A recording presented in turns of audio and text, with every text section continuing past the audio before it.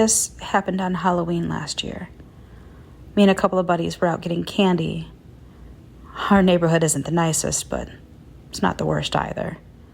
It's pretty mid. About 90 minutes in, and we see a house with a sign that says, "Go to the van for your candy," with an arrow pointing behind us. And sure enough, we saw a black van. The house was at the end of a street, so it would have been easy to get away fast. We go to the van, and we see a man sitting in the driver's seat. And he says something along the lines of, "Your candy's in the back. Open up the door and get in so you can get some."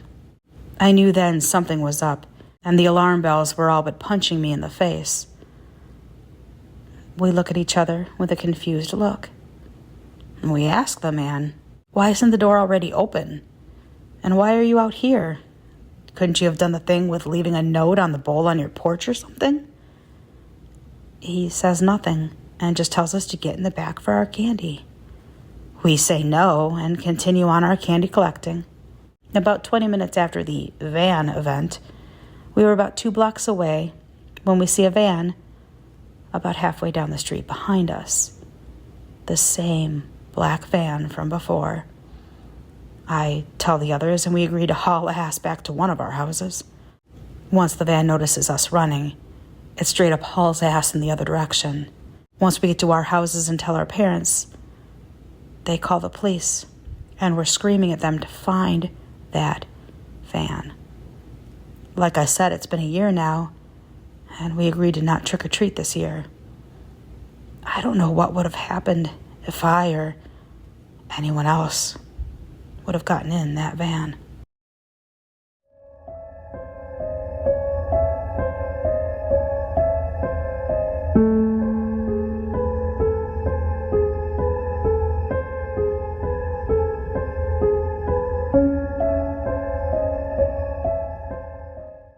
I don't remember how old I was at the time, but I remember the dream well because of how it creeped me out, and still does to this day.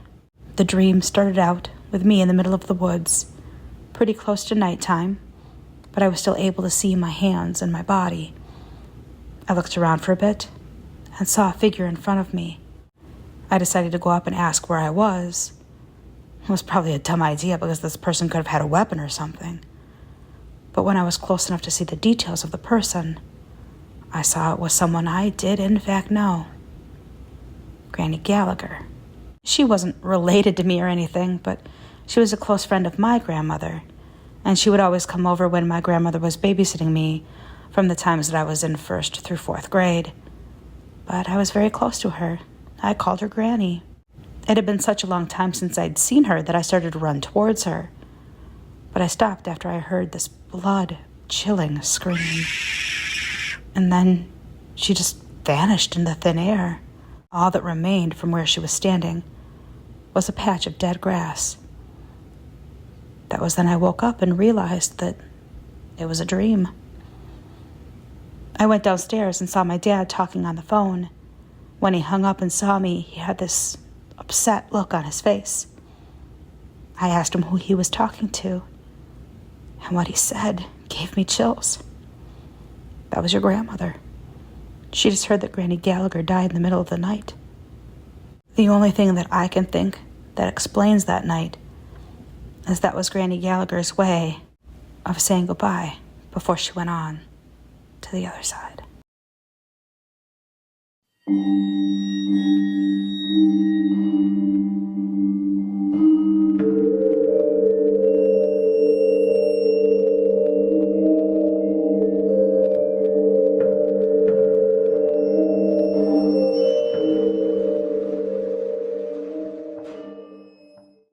This happened to me 7 years ago, when I was 13.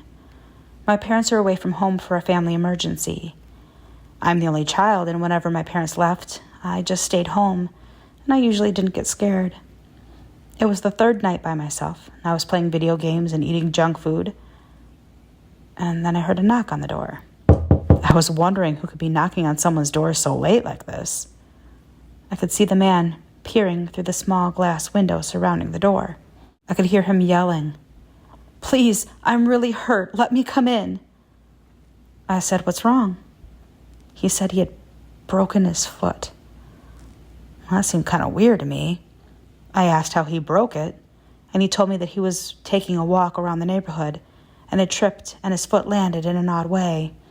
He was begging me and screaming, telling me that it hurts really bad and he's going to sue me for not helping him. I told him I was going to call an ambulance for him, and I told him to wait outside. After I said that, he got very angry and said that if I didn't let him in, he'd slit my throat and cut all my body parts in half. As soon as he said that, I grabbed my dad's shotgun he keeps on the highest shelf in the kitchen and the phone to call the police. I told the man the police were on their way. He told me they won't make it in time. He was trying to bust open my dining room window. By the way he was hitting it, it looked like it was about to break. I quickly ran upstairs into my room and decided to hide under my bed. I called the cops, and the operator told me that they would be there in a couple of minutes. As soon as the operator said that, I heard the window break. He must have found a big rock in my front yard or something. I could hear him checking all the rooms downstairs. Then I heard him coming up the stairs. He checked my parents' bedroom and the closet. Then I heard him trying to open my door. I gripped the shotgun tightly in my hand and waited for him to break down the door. He was now kicking it so loudly. In just a couple of hits, he knocked it down. I could see his feet as he tried to open the closet door in my room, which I had locked purposely to confuse him. He said, "I know you're in there." I was wondering if I should try and sneak out past him and run out. I wouldn't be able to sneak out without making some kind of a noise. At that moment, I had forgotten that I was under a bed and went up and hit my head, making a very loud noise. The man quickly turned around. He said, "Oh, trying to be a smartass with me, huh?" Then I heard sirens as soon as he said that. He said, "You got lucky this time, but you won't be the next time." He tried to run quickly out of my room, but I grabbed his right foot, making him fall very hard to the ground. I was holding it with all my might. I heard the police rushing up the stairs, and they got hold of the man. I came out with my dad's shotgun, and the police were pointing guns at me now. I quickly explained everything, and the police understood. Apparently, they found the man's van parked in front of my house. He had many sharp knives, duct tape, a camera, and rope. I couldn't have imagined what he would have done to me if I hadn't thought to lock that closet door. The police called my parents and told them what happened. They came home 3 days earlier, and my mom hugged me very tightly. So did my dad. My mom told me the man had been sentenced to 15 years, with the chance for parole. We moved away from that house a month later, and I had lots of nightmares about it. It took me a long time to get back to normal. I never stayed a night alone again until after I had moved out of my parents' house. It's that time of year again, where the darkness feels that much darker, and every creak and groan of your house feels that slight bit more unsettling. It's that time of year where your sense of fear and dread creeps more deeply upon you, and your fears are suddenly heightened. But there's no need to fear. We have the perfect solution for you. Spooktober 2024 is once again sponsored by VENATOS.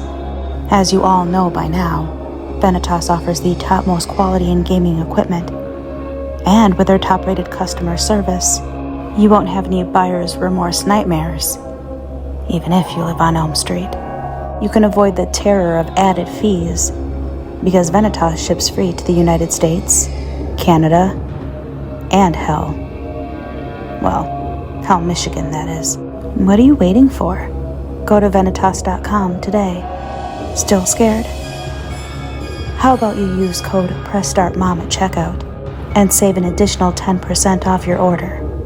That should keep the monsters at bay. For now.